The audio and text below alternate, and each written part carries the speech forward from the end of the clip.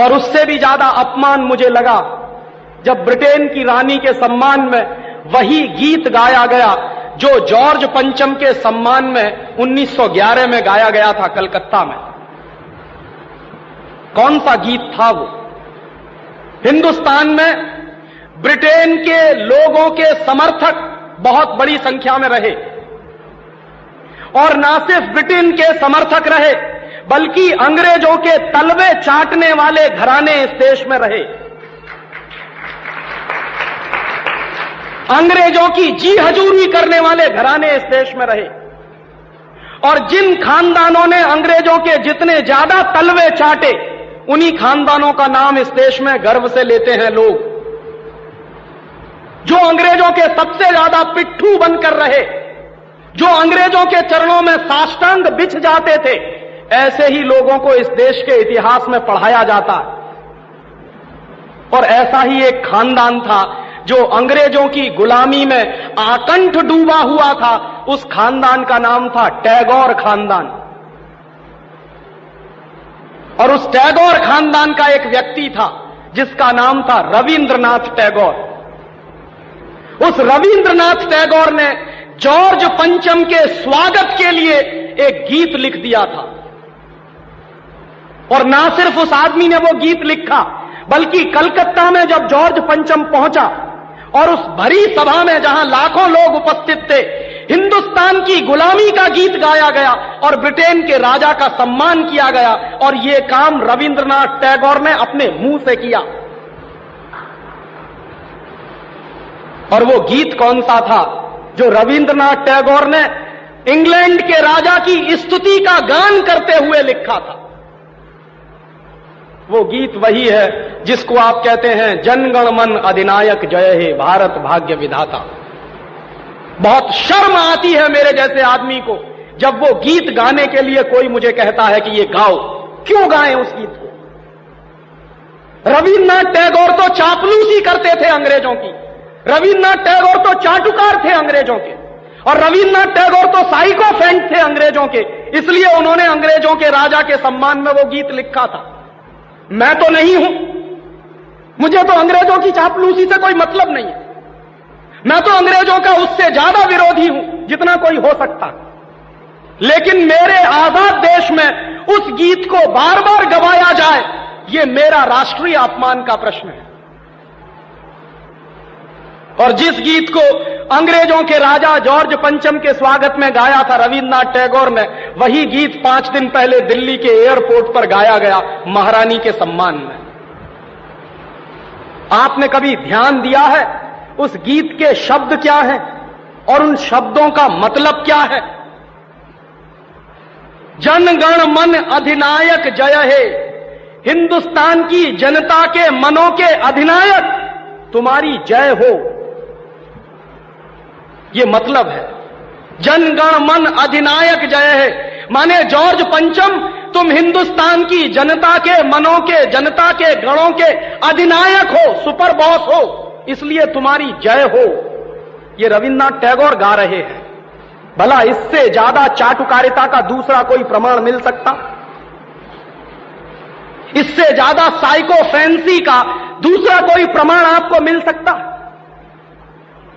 और दूसरी लाइन है जनगण मन अधिनायक जय है, भारत भाग्य विधाता, माने तुम भारत के भाग्य विधाता हो, माने हमारा भाग्य तुम लिख रहे हो। यह तो कोई भगवान से भी नहीं कहता है।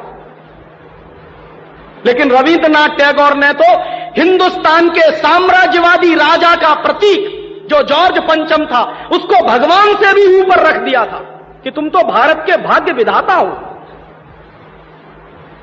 पंजाब सिंध गुजरात मराठा द्राविड़ उत्कल बंग विंध्य हिमाचल यमुना जंगा उच्छल जलधि तिरंग, तब शुभ नामे जागे तब शुभ आशीष मांगे। माने पंजाब सिंध गुजरात मराठा द्राविड़ उत्कल बंग ये सारा हिंदुस्तानी इलाका तुम्हारे लिए आशीष मांग रहा है, तब शुभ आशीष मांगे। तुम्हारी भलाई की प्रार्थना कर रहा है। ये पूरा हिंदुस्तान जो अंग्रेजों की गुलामी में सिसक रहा था उसको रविन्द्रनाथ टैगोर लिख रहे हैं कि ये सारा का सारा हिंदुस्तान तुम्हारे लिए आशीष मांग रहा है। तब शुभ आशीष मांगे, और वो सारी की सारी आशीष हम तुमको दे रहे हैं अपनी तरफ से।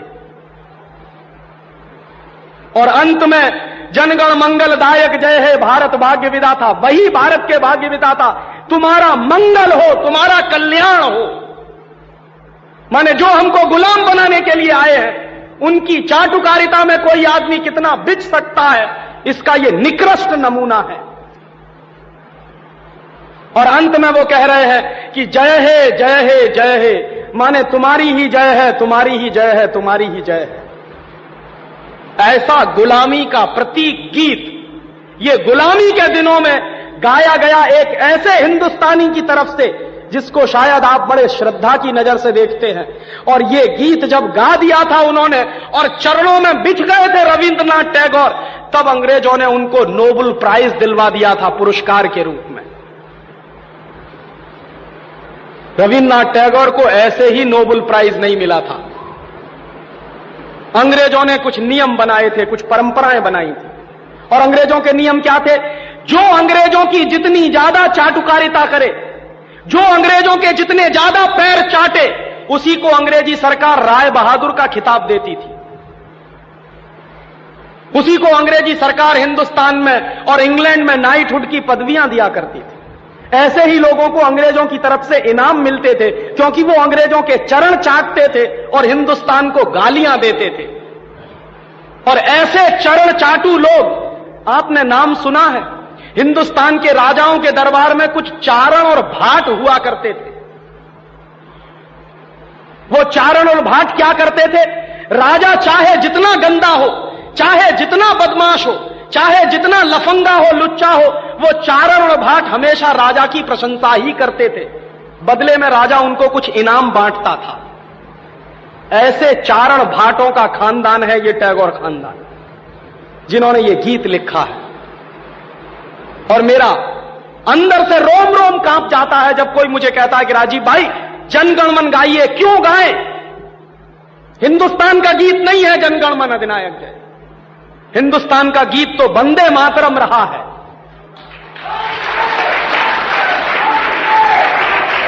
और यह वंदे मातरम जैसा गीत जो हिंदुस्तान की आजादी की लड़ाई का प्रतीक था, जो हिंदुस्तान के लोगों में खून में जोश भरने का काम करता था, उस वंदे मातरम जैसे गीत को हिंदुस्तान में राष्ट्रीय गीत का दर्जा दिलवाने में 50 साल लग गया हमको, अब जाके हुआ है। लेकिन जो गुलामी के जमाने का गीत था जनगण मन अधिनायक जय है, वो आजादी के तुरंत बाद हिंदुस्तान के उन गुलाम लोगों ने, जो शरीर से आजाद होंगे लेकिन दिमाग से गुलाम होंगे, हिंदुस्तान का राष्ट्रीय गीत बनाया था उन्होंने। और आप में से बहुत कम लोग जानते होंगे कि कांग्रेस के 2 अधिवेशन हुए थे, जिन दोनों अधिवेशनों में यह फैसला हुआ था सर्वसम्मति से कि हिंदुस्तान की आजादी के बाद जनगण मन हमारा राष्ट्रीय गीत नहीं रहेगा। यह फैसला हुआ था कांग्रेस की समिति में। लेकिन उन्हीं कांग्रेस के लुच्चे नेताओं ने आजादी के बाद उसी को अपने देश का राष्ट्रीय गीत घोषित करवा दिया। इससे ज्यादा शर्म की दूसरी बात कोई हो नहीं सकती। और वो गीत जिस तरह से गाया गया था जॉर्ज पंचम की अगुवाई करने के लिए, जॉर्ज पंचम का स्वागत करने के लिए कलकत्ता में लाखों लोगों के बीच में, वही गीत अब फिर गाया गया है महारानी के सम्मान में उस दिन दिल्ली के एयरपोर्ट पर। कैसे कहें कि यह देश आजाद है? 1911 में जो हमने सुना है वही तो आज हम हमारी आंखों के सामने देख रहे हैं। उस जमाने में चारण भाटों का काम टैगोर जैसे खानदान के लोग करते थे। आज भी चारण भाटों की कमी नहीं है, जो रात दिन महारानी के सम्मान में कविताएं लिख रहे हैं, लेख लिख रहे हैं। मैं तो पिछले 6 दिनों से अखबार पढ़ रहा हूं। इस देश में ऐसे लोगों की कमी नहीं है जो अंग्रेजों के समर्थन में, रानी के समर्थन में अपनी लेखनी घिसे चले जा रहे हैं, इसी उम्मीद में कि शायद फिर से अंग्रेजों की दया दृष्टि हो जाए तो हमको भी कोई नोबेल प्राइज मिल जाए या राय बहादुर का खिताब मिल जाए। ये देश के राष्ट्र